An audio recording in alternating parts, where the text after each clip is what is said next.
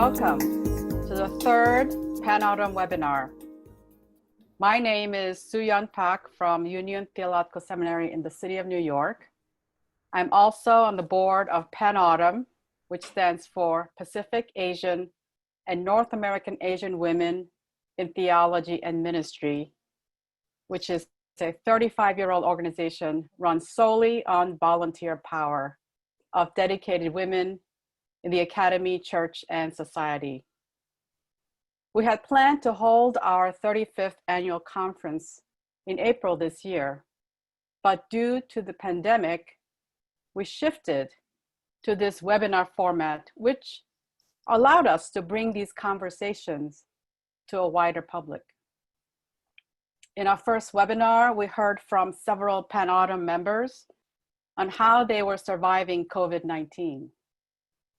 For the second webinar, we hosted the Academy Award nominated documentary filmmaker, Rita Nakashima Brock, on the 5-part PBS documentary series, Asian Americans. We had thought-provoking responses from 3 Pan-Autumn members and very animated chat box conversations. You can view the recorded session on our website, www.panautumn.org. And for today's webinar, Asian American Activism and Black Lives Matter, we have 4 distinguished speakers who in their own contexts as pastors, activists, and scholars have organized communities to fight against injustices, both intersectionally and intergenerationally. But before we move on to these fantastic speakers, I want to just make a case here for supporting Pan-Autumn. Pan-Autumn for 35 years have been supported by grants and private donations. And this is your opportunity to help support Pan-Autumn for the next 35 years of leading edge scholarship, ministry, and activism. In the chat box, you'll see an address to send your donations. Thank you in advance for your support. You'll also see in the chat box that Christine Pei is our chat box moderator. Please type your questions for the speakers using the chat box function. And I also would like to recognize the Volunteers of America for providing this tech platform, as well as tech support for our webinars. Thank you. So our first speaker, Dr. Rita Nakashima Brock, is the Senior Vice President and the Director of the Shea Moral Injury Center at Volunteers of America. She is an award-winning author, and among her many publications, she co-authored Soul Repair, Recovering from Moral Injury After War in 2012, and Proverbs of Ashes, Violence, Redemptive Suffering, and the Search for What Saves Us in 2001. She is one of the original members of Pan-Autumn and is currently on the board of Pan-Autumn. So Rita? Thank you, Sue. And I also want to thank Pan-Autumn for organizing and hosting these events. I realized the other day that I've spent exactly half my life as a Pan-Autumn member, and it's made my second half of my life amazing. My preferred pronouns are she, her. I am a Hapa Isehan third culture kid, which means that I came to the United States as a child from Japan. I was raised in a military family with parents who weren't the same race. And I grew up in a military culture as a dependent in a non-commissioned officer family, which was a culture that neither of my parents shared. So neither of them had grown up in the military or in the way I had to grow up. So I'm considered a third culture kid. And by the time I went to college, I had lived in Japan, Okinawa, Kansas, Germany, and California. And so when I entered college, I had grown up in an integrated military, but I wasn't particularly political. But the first 2 months of my freshman year in 1968 in college, a white supremacist group in Orange County, California, threatened to assassinate all our Black students on campus if they weren't expelled. And somehow the students learned about this threat that the president of the college got. And it turned the campus into a massive churning, concerned community of what to do. And it was interesting because, of course, everybody thought the police should be called, but the Black students didn't want that. And now I understand why. But at that time, it was a little bit puzzling.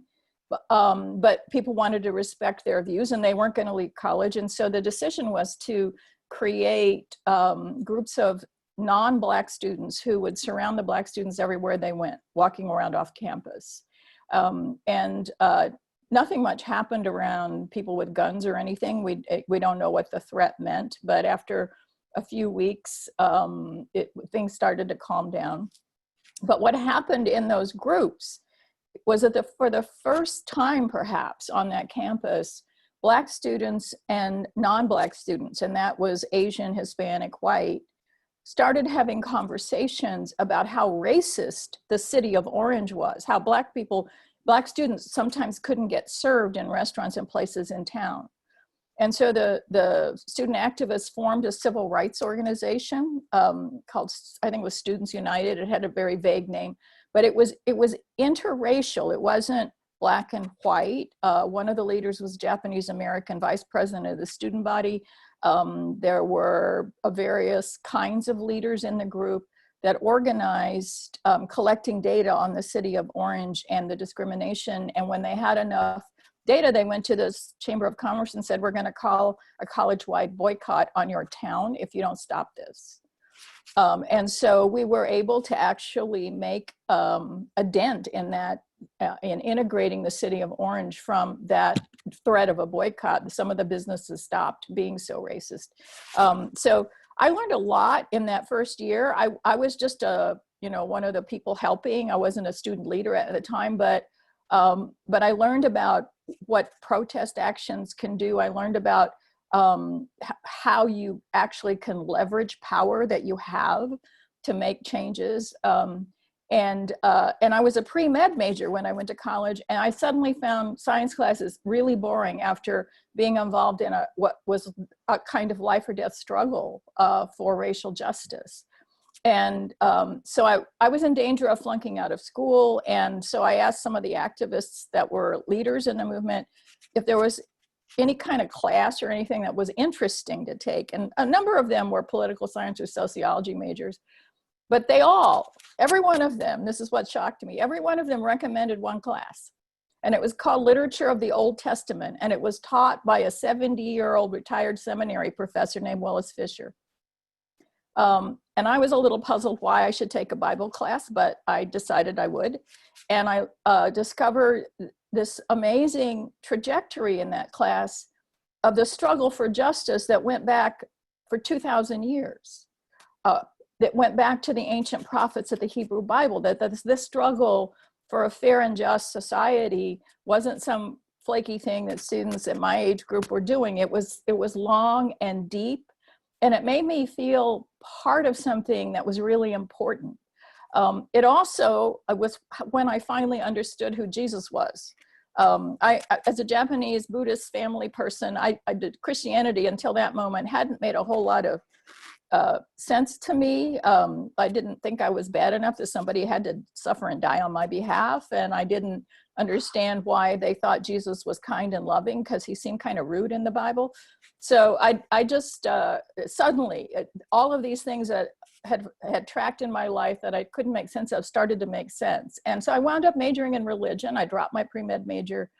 And that year and that Bible class were definitive turning points in my life that put me on a trajectory as both a lifelong activist and a scholar in religion, where all my scholarship has been informed by activist and justice work and peace work I've done as an adult all the way through. And so when I landed in the middle 90s in the Twin Cities in Minnesota, where George Floyd was murdered, I also experienced some of that Minnesota racism because of the Hmong community there. That was the poor Asian community in the Twin Cities. So they had similar attitudes toward Asians that Mississippians had toward Black people, which was very interesting. So I got very involved in creating an Asian American arts organization to do education around racism against Asian Americans. But I also wound up joining a predominantly LGBT church. And as a cis female, I kept encountering all my biases and prejudices and assumptions about sexuality constantly challenged in that church. And it was one of the most transformative experiences I had. It was an activist church. We were in the Pride Parade every year, and a people of color group was constantly doing things. And so even in that experience, there was an intersectional dimension to it, an intergenerational dimension to it. And as someone for whom gay liberation and all of those issues weren't in my line of vision in college, it took me a long time to integrate those issues as essential to my sense of justice. So I'm really grateful for the 7 years I had in that church. It really brought me around on all kinds of issues that were, I had never been challenged to examine. Then I did various other things, but I've had a long life and a lot of activism in it. But the work I'm doing now for Volunteers of America on moral injury, it feels like somehow all of those pieces of my life have come together around this concept of moral injury. And I've been working on moral injury in social protest movements recently because of what's been happening. But I've always thought that moral injury is a piece of anyone who's out there in the struggle for justice. We know something of the pain of injustice, and we think it's wrong, and we want it fixed. And so I think the moral injury concept is rich and important because it breaks down old binaries, and it's hard to dichotomize. It's a much more inclusive term. It crosses into many areas of life. And one of the other pieces of it, I just want to read this little bit from an essay I wrote because I think it's intergenerational, especially in the ways that we're thinking about it now with Black Lives Matter and the long history, the 401 years of slavery and the history of what's happening with African Americans that's still in that legacy. And it's a concept that relates to moral injury called post-memory. Post-memory is a dimension of moral injury that dominates those who come after trauma. And this is a critique I'm making of atonement ideas, because I think the way Jesus's death functions in Christianity is a kind of trauma that's carried forward. Post-memory can affect the trauma in the past in people for generations. Reactions to trauma pain become the defining dramas of life, covering everything in the present that may give meaning and hope to life. When post-memories are placed in perspective so that they aren't an internalized form of trauma, but a memory of trauma, if they're placed in perspective, they can be understood and integrated as crucial information rather than as a driving emotional force. And it feels to me like with Black Lives Matter, we're in that moment of transitioning from the constant reenactment of trauma and the reliving of it over and over as a long legacy to really moving in ways that say, no, we have to fix this. It's not okay. This has got to stop. And that sense of that post-memory is no longer confined just to the Black community, that there's something about the murder of George Floyd that everybody had to witness for 9 minutes. that made that legacy of racism that was embodied in that murder undeniable. And so I actually, as a lifelong activist, feel more hopeful now about racial justice than I've ever felt in my whole life. And so this moment of activism for all of us in the Black Lives Matter movement feels incredibly significant. So thank you. Thank you, Rita, for that powerful and for something for us to get our heads around in terms of moral injury. And there's a lot of chat conversation happening around post-memory, trauma, moral injury. So to be continued. Thank you. Our next speaker is Dr. Jung Ha Kim, who is the Principal Senior Lecturer and the Director of Undergraduate Studies in the Department of Sociology at Georgia State University. She is the founder of the Asian American Community Research Institute at CPAC's Center for Pan-Asian Community Services, Inc. in Atlanta. Her work with various immigrant and refugee communities have won her several recognitions, including the Women's Legacy Award of the United Way and Who's Who in Asian American Community Award. Dr. Kim is a chair of the board of PanAutumn. Welcome, Dr. Kim.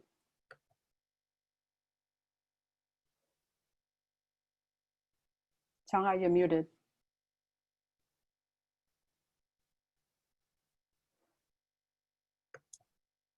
Thank you, Sue.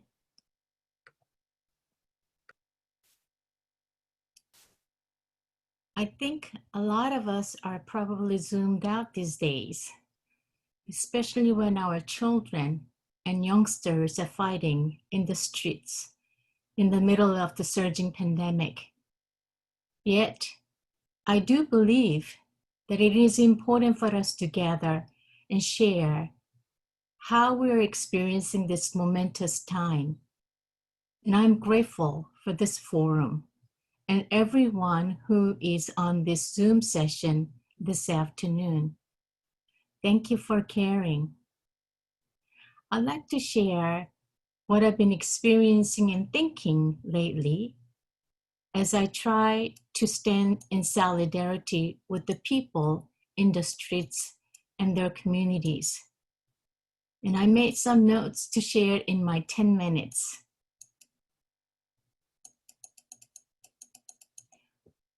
What is fair? What is the relationship between equality and equity? Why Black Lives Matter to me, an Asian American, and more specifically a Korean American woman? And what type of justice am I willing to work for? These questions became important to me as I spent stressful weeks juggling and deciding what I can do as the calls for racial justice took place all around the nation and in the world. And I found myself taking comfort and courage in remembering where we all came from. That is, the social category Asian American emerged out of a radical time and place in history, not unlike today. By becoming Asian American, from being called by others as Orientals, we were not only naming our shared experiences in our own terms, but redefining who we can become based on what we believe and what we do together as a people. It was this active and expansive understanding of who we can become as Asian Americans that enabled us to fight for justice then and now. Race or racial identity is not only what we call ourselves, but with whom we identify and link our fate. Remembering this very history of when and where Asian American category came from, I would like to share an eyewitness account of what took place in Koreatown in Duluth, Georgia, when the Black Lives Matter organizers decided to march from there on June 7th. Prior to this day, there were numerous rallies and marches took place all over Greater Atlanta area and beyond. There were several days of police usage of tear gas and 5 consecutive days of curfews in various cities and counties. The media also aired the broken windows of buildings and the looted stores in downtown, as well as some high-end shopping areas for days. And 5 Korean-owned businesses were directly impacted on May 29th, although the media only named 1 store. And that's the context for the People's March in Koreatown on June 7th, Sunday at noon.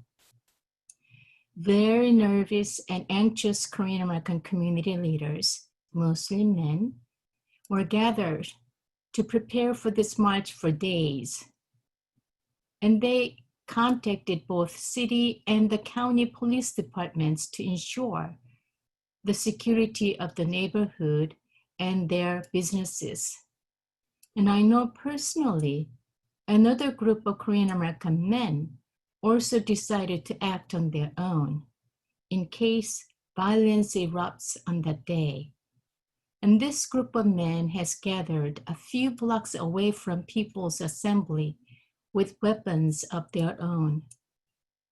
For them, the memories and the lessons of Sa-i-gu, otherwise known as the LA Uprising in 1992, were still too vivid, and they could not trust the police protection.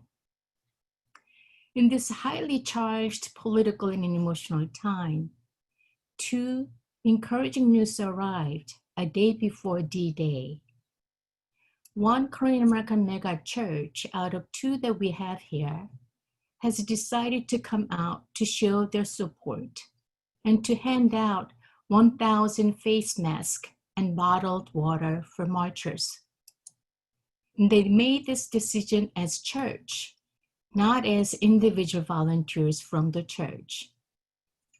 And a small article on local newspaper carried an interview with Pak Sangsu, a 91-year-old Korean American man who was a victim of Sa-i-gu, told the reporter that he planned to march, even though he cannot walk without 2 canes on each side.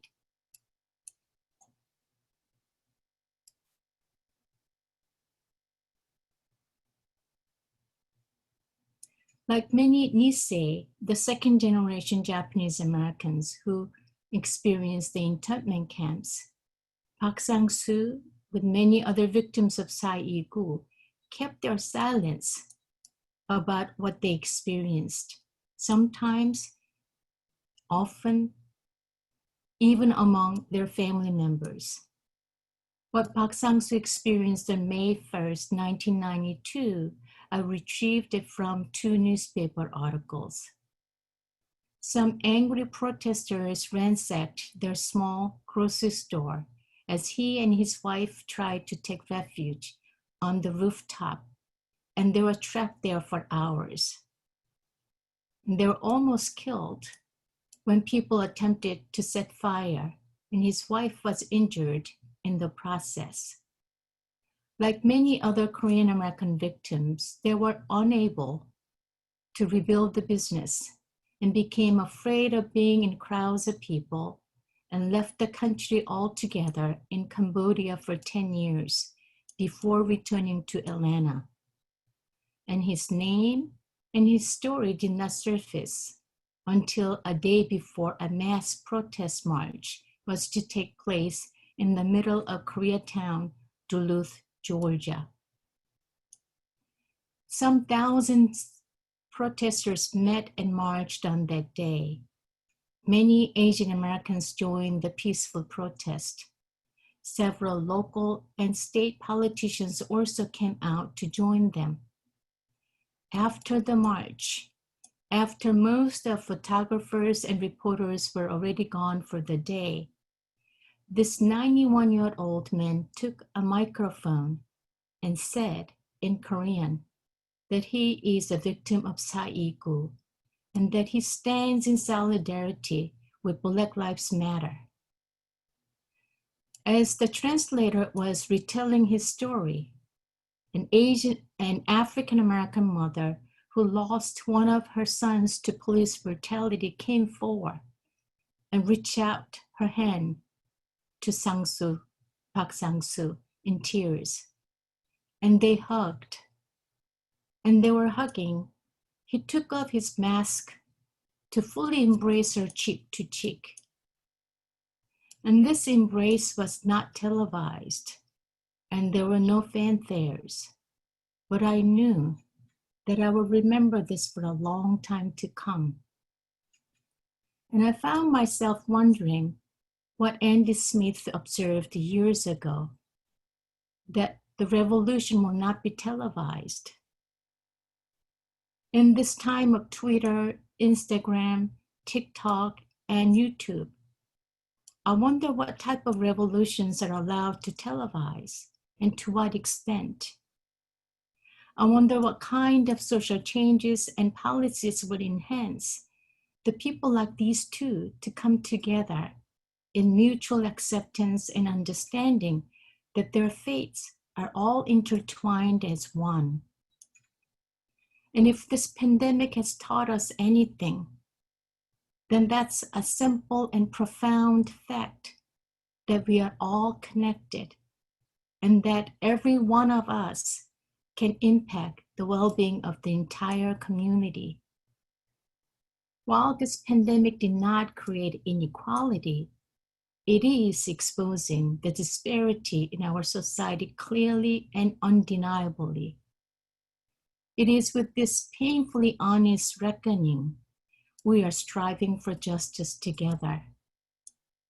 In our work of justice, then, we should not put aside or dismiss challenging complexities and difficult differences, but we all embody historical memories and lessons we learned in life.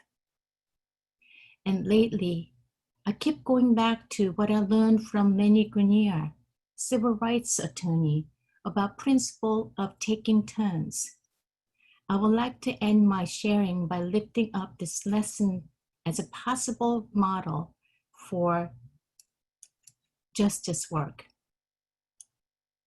Lenny Grenier and her 4-year-old Nicholas was reading a Sesame Street magazine together. The magazine pictured 6 children. 4 children had raised their hands because they wanted to play tag, and 2 had their hands down because they wanted to play hide and seek. The magazine asked the readers to count the number of children whose hands were raised and then decide what game the children will play. 4-year-old Nicholas answered, they will play both. First, they will play tag, then they will play hide and seek. Despite the magazine's rules, Nicholas insisted that children play both. And Lenny Grenier writes, and I quote, "To children, it is natural to take turns. The winner may get to play first or more often, but even loser gets something," end quote. Then she critiques the conventional answer that relies on the winner-take-all majority rule. And she argues that the principle of taking turns may be better than simple majority rule in a racially divided society like ours, especially if it accommodates the values of fairness, deliberation, compromise, and consensus that lies at the heart of the democratic process. And I find this deceptively simple notion of taking turns as both a comforting and empowering source of hope. For I know when the crowds of people have gone home from protesting, and every time I may feel that my standing in solidarity comes at a personal cost to me, I think I can sustain my commitment to justice by holding on to this principle of taking turns. What about you? What do you think? Thank you. Thank you, Jung Ha, for that moving and powerful reflection and introducing us to the story of Pak Sangsu and his remarkable act of justice work, as well as this principle of taking turns as model for justice work. So I hope we'll have more conversations about that later. Thank you. Our third speaker is Rev Deborah Lee, and she is the Executive Director of Interfaith Movement for Human Integrity, a California organization dedicated to mobilizing faith communities into a movement for immigrant rights and ending mass incarceration and criminalization. Reverend Lee was a contributor to the Penautumn anthology, Leading Wisdom, Asian and Asian North American Women Leaders. And she offered a chapter entitled Wisdom Crying Aloud in the Street, which is a powerful reflection of her work. She is a United Church of Christ minister. Welcome and thank you. Thank you. My name is Reverend Deborah Lee, and I'm a second-generation Chinese American, part of the Chinese diaspora, living on the sacred lands of Chochenyo Ohlone people, who are still alive today and seeking federal recognition. My family's story is shaped by the 80-year period of Chinese exclusion to the United States. My grandfather was in Mexico and another grandfather and grandmother in Indonesia. I'm a beneficiary of the 1965 Immigration Reform Act, which would not have come about without the Black Civil Rights Movement and nationwide movements in the 1950s and 60s calling for structural reforms against the racism in our institutions, including our immigration system. I'm the spouse to someone who is Black and mother of mixed race Black and Asian children. So it's important for us to remember that immigrant families are also Black families. Asian families are also Black families. I'm the director of the Interfaith Movement for Human Integrity, a California-based organization that organizes people of faith and congregations to be engaged in the movement for immigrant rights and ending mass incarceration. By building a unified solidarity movement against the criminalization of Blacks, immigrants, and people of color, which are so embedded in the twin systems of immigration and incarceration. Rooted in our faith values, we believe that every person is sacred across bars and borders. We're advocating for decarceration, including immigration, detention, and deportation.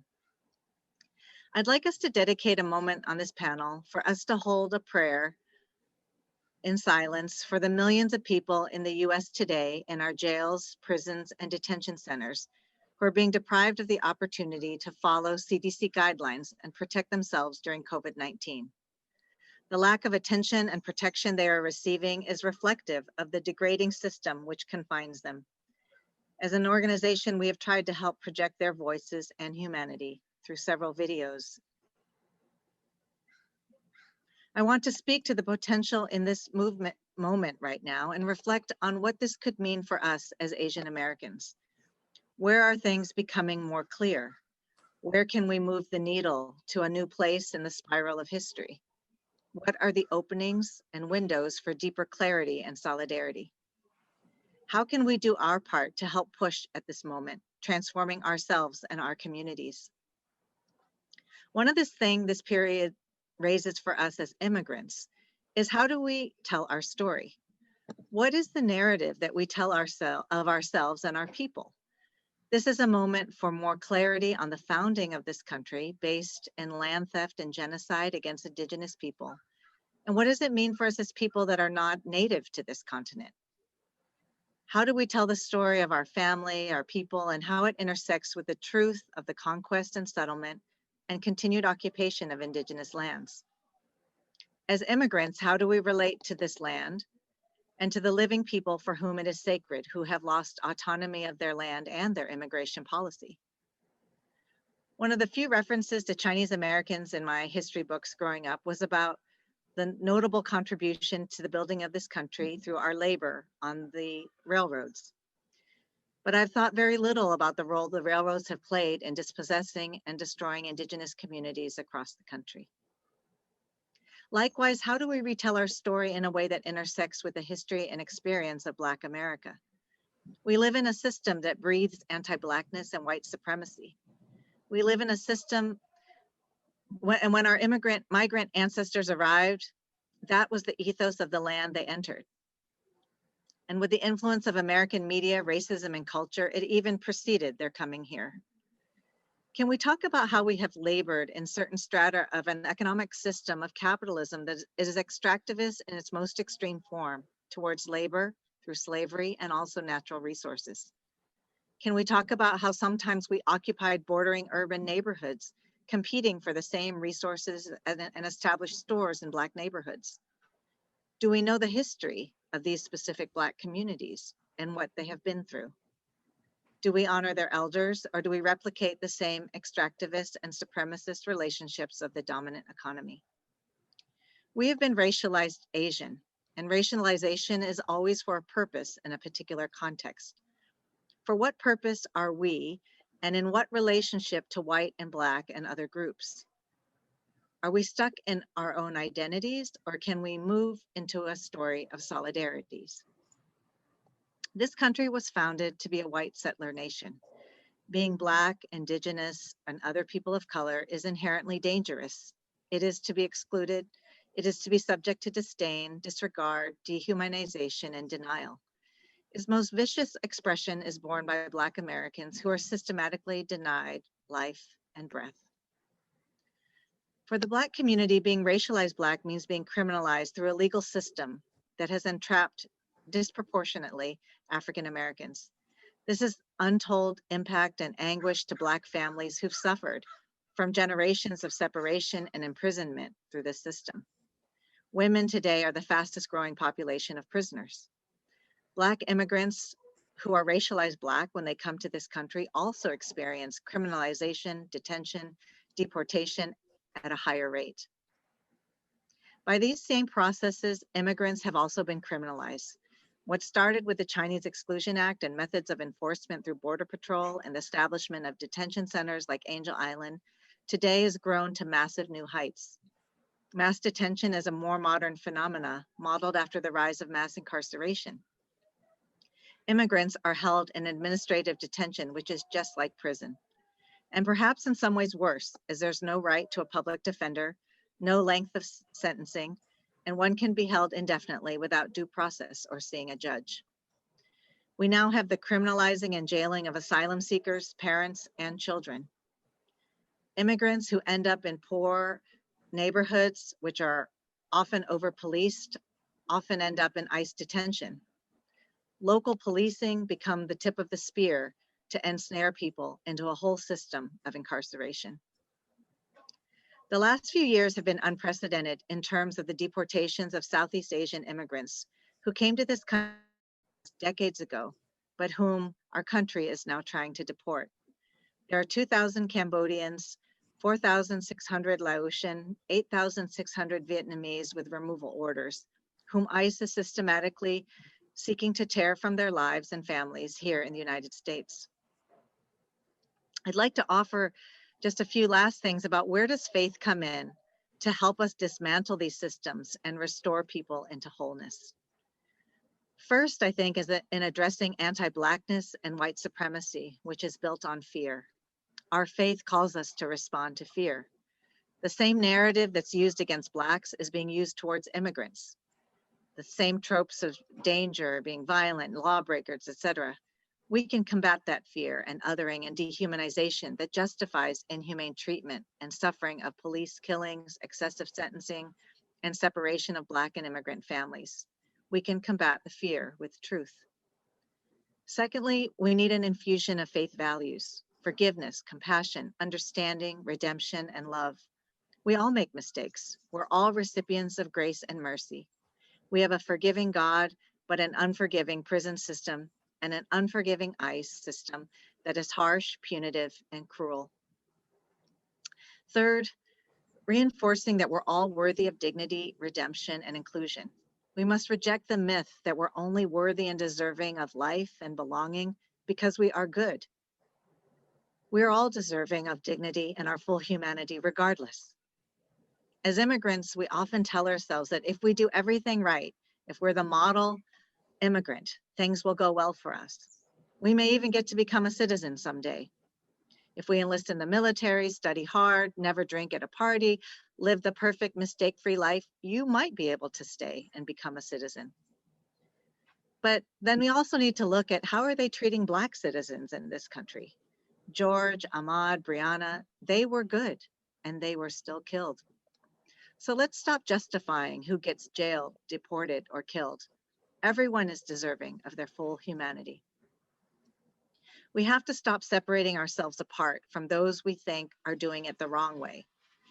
Being an immigrant who takes paths that are legal or illegal, it's not about what we do or how good we are, but it's about the avenues that are open to us. Some people never are afforded a legal way.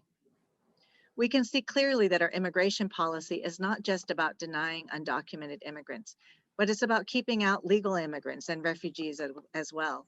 It has nothing to do with legality, but everything to do with race and the color of skin. This is a moment for us and our communities. Can we unveil the system set out to criminalize and exclude some and reward others with impunity? That blames some as individuals for the sins of society and then profits off of their misfortune.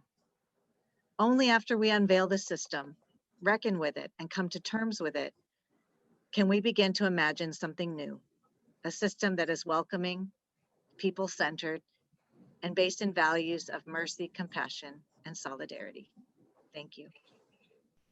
Thank you, Debbie, for your real thought-provoking analysis and about the twin system of immigration and incarceration and mass detention and mass incarceration, and what we as faith communities have resources to then fight against those injustices. So thank you for your comments, and I hope we'll have further conversations around that. It's so rich, so much happening here. So I'm really appreciative of the panelists so far.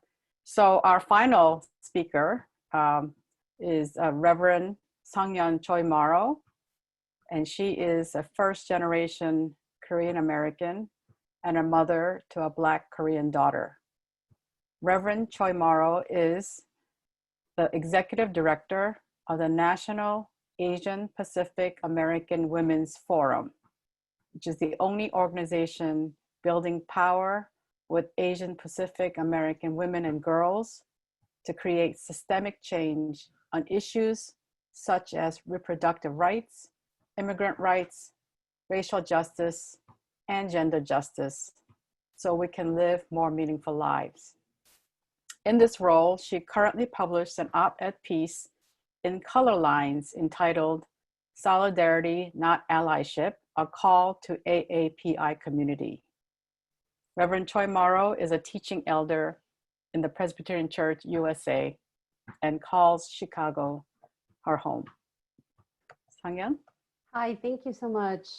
Thanks everyone for being here this afternoon with us, and thank you panelists for your really thoughtful remarks and just perspectives. It's been a while since I've been in the academia space, and it was so great to hear some of those words like post-memory and post-colonial, things that I don't often come across in the nonprofit sector. So it's great to be back in the space. As Sue mentioned, I am the executive director of NAPOF, and we are a national organization doing intersectional policy advocacy and organizing so that Asian American women have more power in this country to be able to live more meaningful lives. And so in the current environment, you know, the layering of this, you know, swell and uprise of the movement for Black lives and Black liberation, and in the context of the pandemic and COVID-19, there's been so much that's come to light that has become made so much more obvious that people can't ignore anymore, right? Just the disparities, the fact that Black people, Black and brown people in New York are 4 to 5 times more likely to die of COVID-19 than white folks are. The fact that 1 in 4 African Americans in this country knows somebody who has died of COVID-19. I mean, these are staggering statistics. And if you can't make the connections between that and what's happening on the streets, you know, I mean, you've got to be living under a rock, right? So I think we're living in some really interesting times and moments of really amazing opportunity. And one of the things that I've been thinking a lot about, and we've been wrestling as an organization, has been somebody put in the chat box, like, what is our role, right? Like, as outsiders, if we're immigrants, or as people who have not had the same kind of history of being enslaved and having land stolen from us and all of this. And one of the ways that we've started framing and talking about it, which is the way we talked about racism all along in our context, but I think this the conversations these days really made it more important, is to really understand that it's all rooted in white supremacy, right? So the piece that Sue mentioned that I wrote, this op-ed piece, the crux of it is really that when Asian Americans, if we can understand the impact of white supremacy on us, whether it was here on this land or across the Pacific Ocean, we are better able to understand and connect to this movement for Black liberation and Black lives, right? That our liberations are dependent on each other. I end my piece with a quote by an Australian Aborigine, Lila Watson, who says, you know, if you've come here to help me, you're wasting your time. But if you've come here because your liberation is bound up in mine, then let us work together. And I really think that this needs to be our approach to solidarity with Black Lives Matter. And, you know, I've also encountered sort of the two sides. There's this one side where, you know, as also a leader in the Korean American community here in Chicago, where Korean businesses have been hit pretty hard.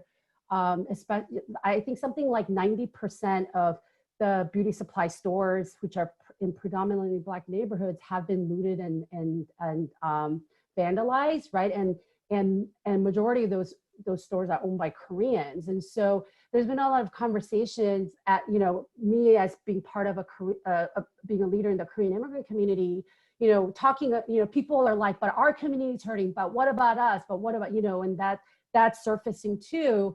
And then on the other hand, you know, I've been seeing a lot of sort of like shaming, especially like older generation Asian Americans and immigrants, shaming our community about the anti-Blackness that exists in our community. Don't get me wrong, anti-Blackness exists in our community, but it is rooted in white supremacy that has been taught to us through colonialism and racism. And I think the way we need to approach it needs to be really about how do we help our community understand and learn about white supremacy and have that analysis for the experiences that we have.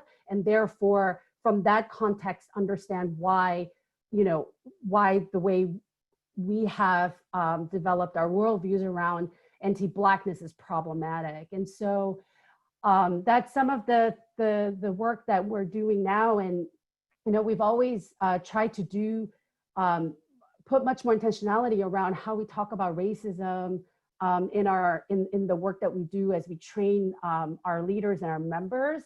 And we've really made much more of an effort and commitment to be intentional about helping people unpack white supremacy, and that being a starting point. And I know that's like a really big word for folks, and like not always like the nice safe space to start when talking about racism, but I do think that it's really important for our community to understand how our lives are interconnected in this way.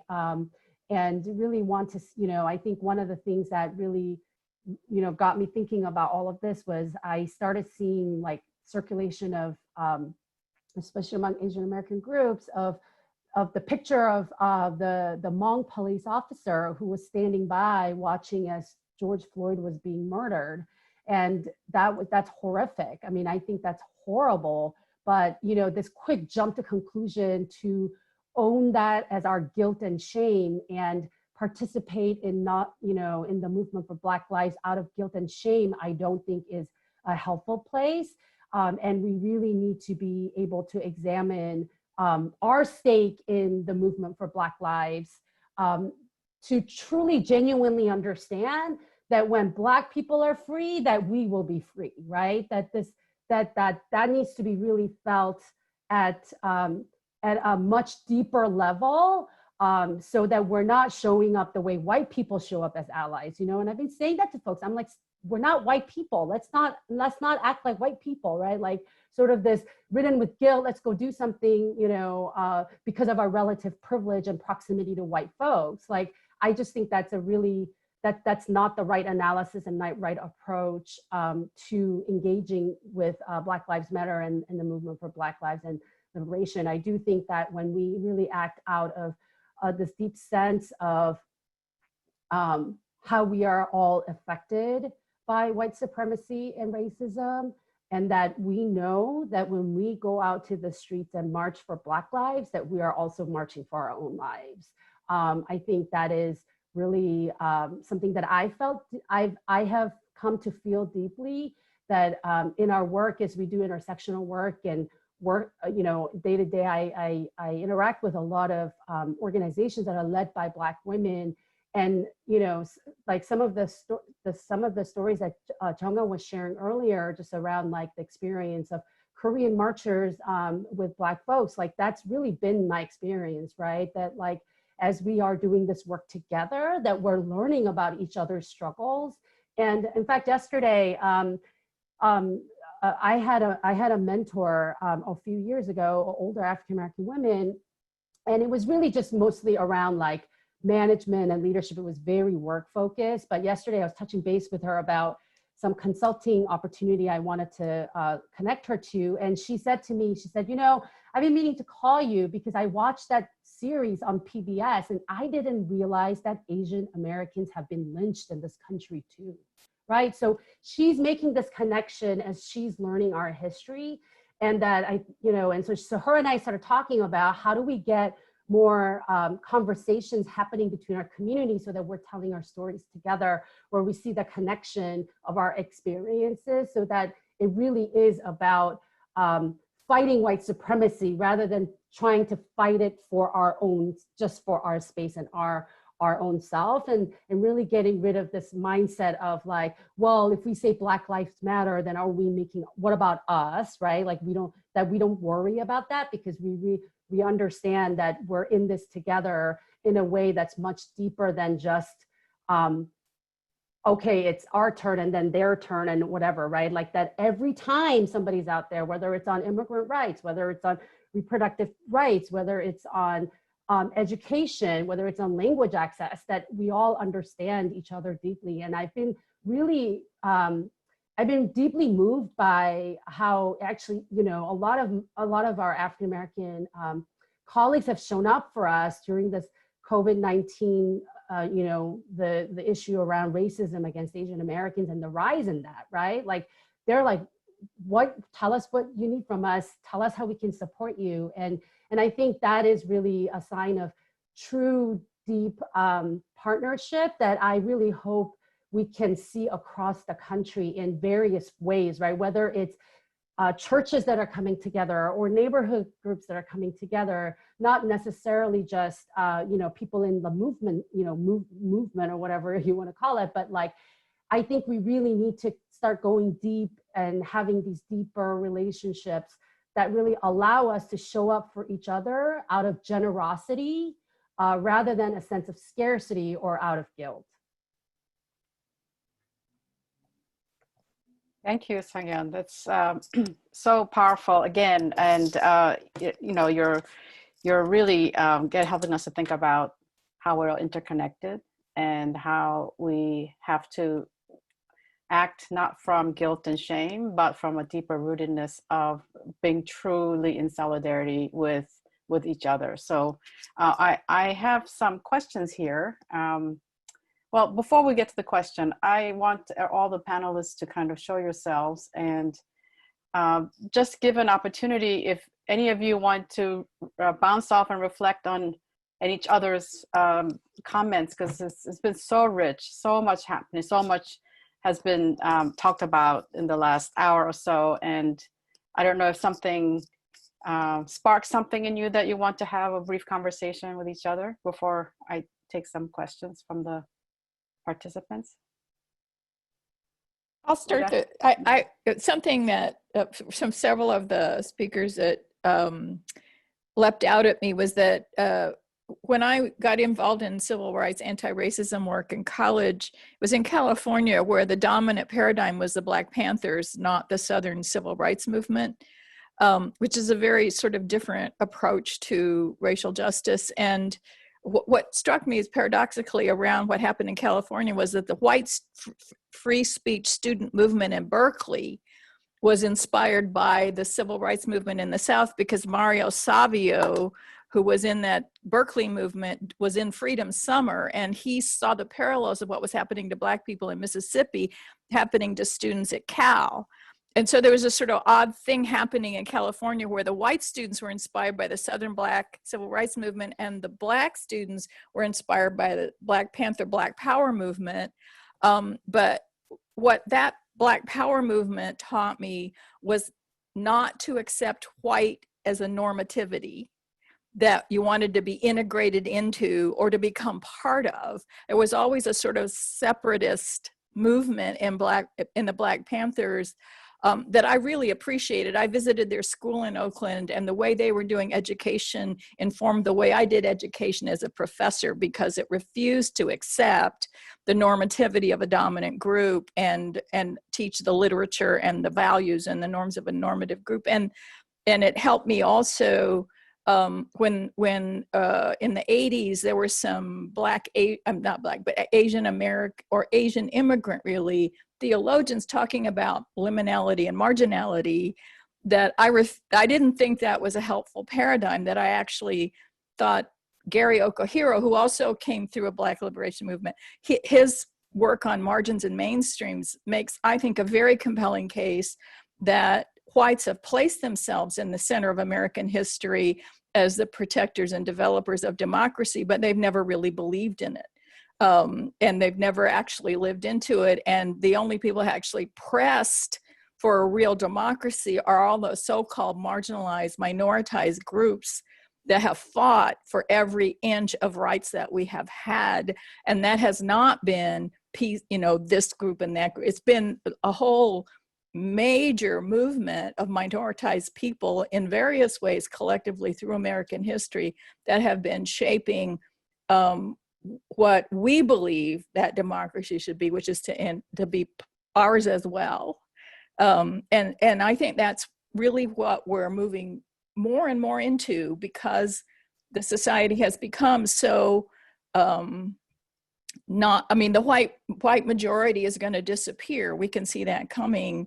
And I think the moment we're living in now is, can we do it differently? Can we be in solidarity with each other in ways that push forward a society that is actually a good society, that is actually just and fair, and not revert to bickering across groups or fighting for space or trying to create another new kind of normativity that leaves people out.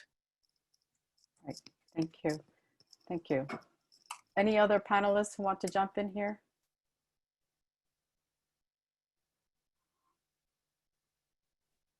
Debbie? I have a question for Jung Ha, just that very moving story you shared about the elderly protester. And what is your understanding of was it a healing kind of action? What was your understanding of his participation?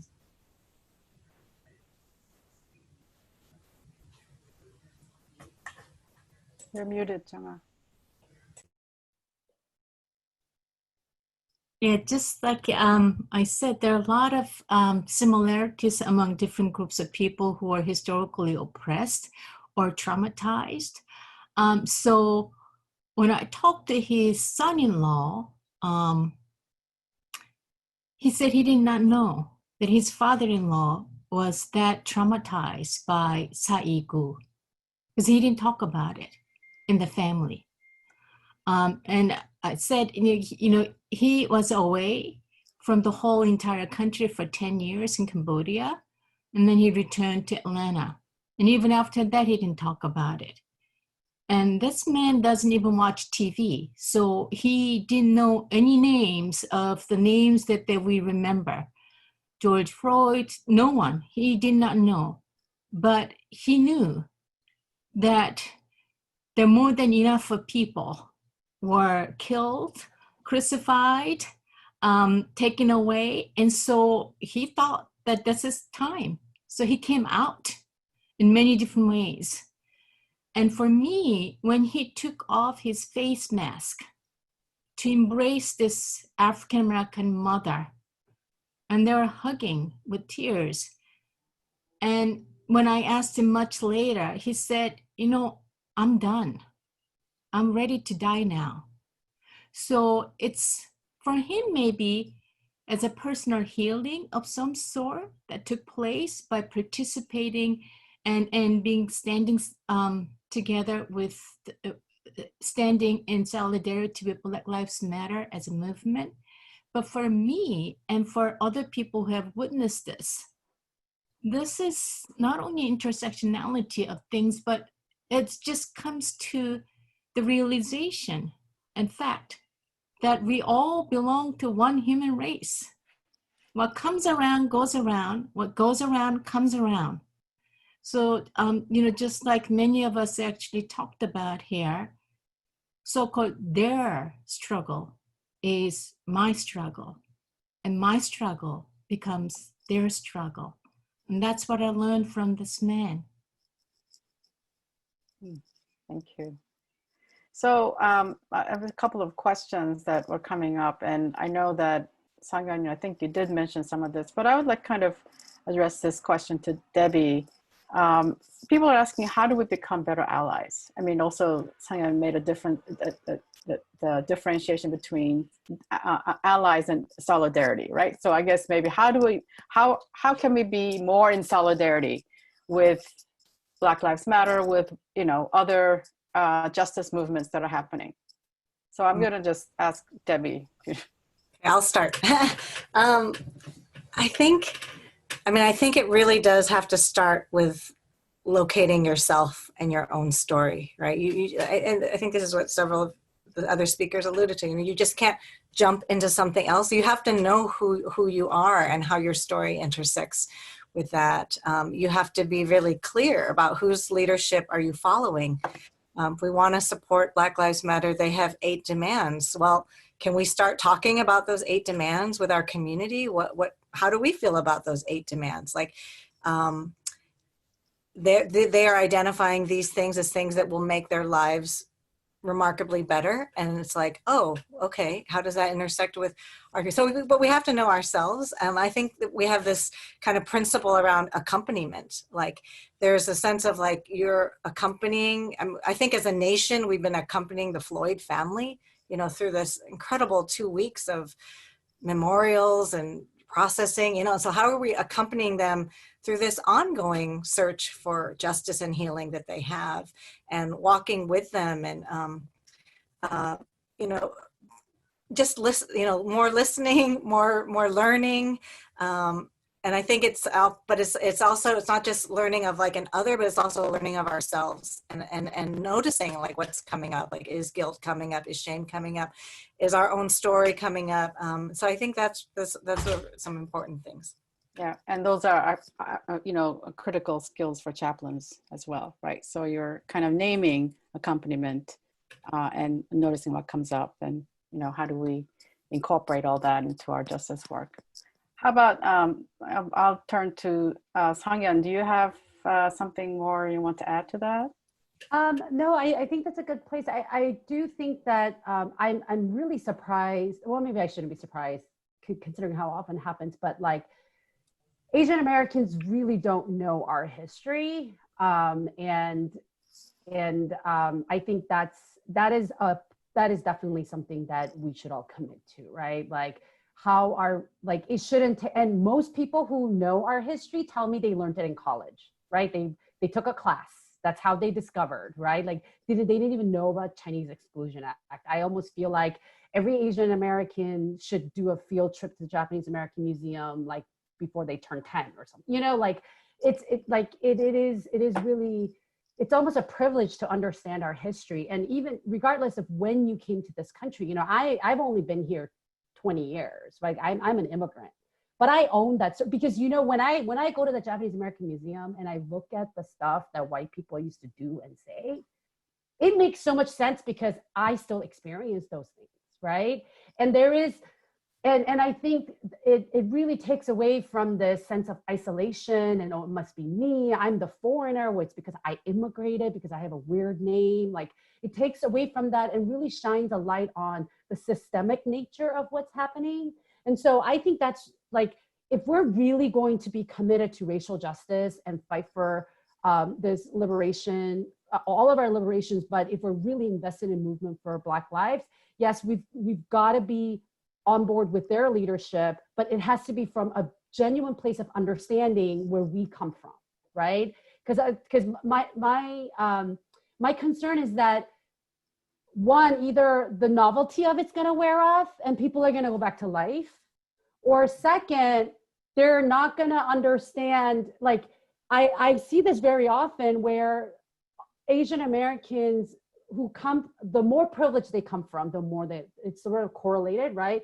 Ivy League educated, well-to-do, mostly East Asian Americans who are very well-meaning, involved in activism, really carry this sort of like proximity to whiteness guilt when they get involved in activism, right?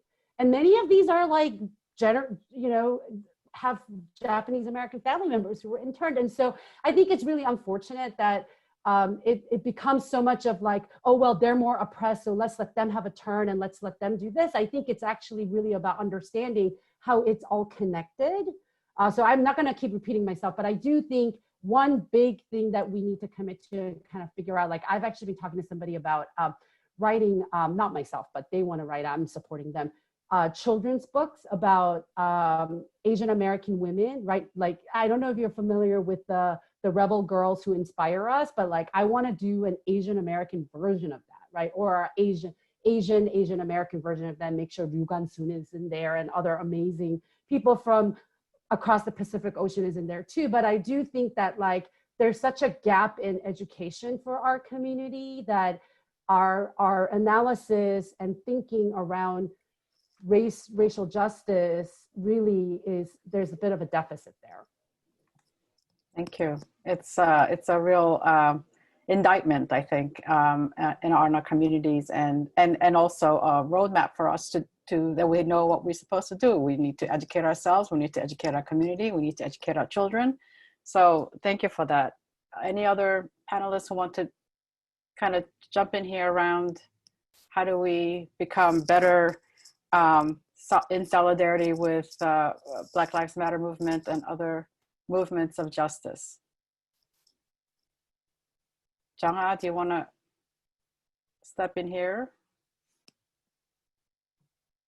I mean, you've been organizing in the South for a very, very long time. You're muted again. Yeah. Sorry. Before I directly address your question, I was thinking really intently of what our panelists were saying, owning up and understanding our own history and social location, and our own stories as well. You know, so you mentioned my social location as living in the South. And so my understanding of Asian American history, I had to relearn when I came down to South. I did not realize how much of American history, so-called US history, is from Yankees' perspective until I came down here. And when I start to read Southern history, almost accidentally, but very surprisingly, I found a lot of in-between stories, or as a passing comment, here and there, a lot of Asian American communities were mentioned. Some of them didn't even use the term Asian Americans. There are sizable Filipino American communities existed before 1700. This is the late 16th centuries we're talking about. And there were Chinese, Mexican, American community in the South. But for Chinese Mexicans, because they're coming from Mexico as a geographical country, they didn't even know that their ancestors were Chinese Mexicans. So they answered US Census as Mexicans. And much later, they reclaimed their Asian Americanness. So there are a lot of stories like that. And not only that, when I started to take interest in sundown towns, how African-American families are okay to be seen in streets and homes as long as they're serving white families as servants. But, you know, they need to go back to where they came from before sundown. So there are a lot of southern cities are sundown towns until quite recently, until 1980s. And these sundown towns in the South, the way in which the white Americans actually experimented with sundown town against African Americans were experimented to Chinese Americans first. They were pushed out from their homes and their businesses at gunpoint. And they see the smaller size of minority communities that could actually control the entire region. So they ended up passing laws and ordinances for sundown town against African Americans. And so, you know, I don't know how we start or where we start. Maybe we could start as an ethnic history in the US context, or regional history in the US context. But, you know, back in 60s and 70s, there were a lot of community activists who actually, it's not a typical textbook like, but, you know, memoirs, oral histories were written down. So even though they are dated, I think there are some place that we could actually start and restart. And I was also thinking, even in this panelist, you know, that there are different generations, right? And Rita and I kind of represent or belong to a particular generation, and then there's a Debbie, and, you know, so on and so forth. So I was thinking, we know a lot about who we are and how we became who we are. And so even before going out to look for textbooks and other things, maybe we should start or restart talking about what we know. And we could connect this generational knowledge and wisdom as our own history. Perhaps since we're all women, maybe from a woman's perspective as well. Thank you.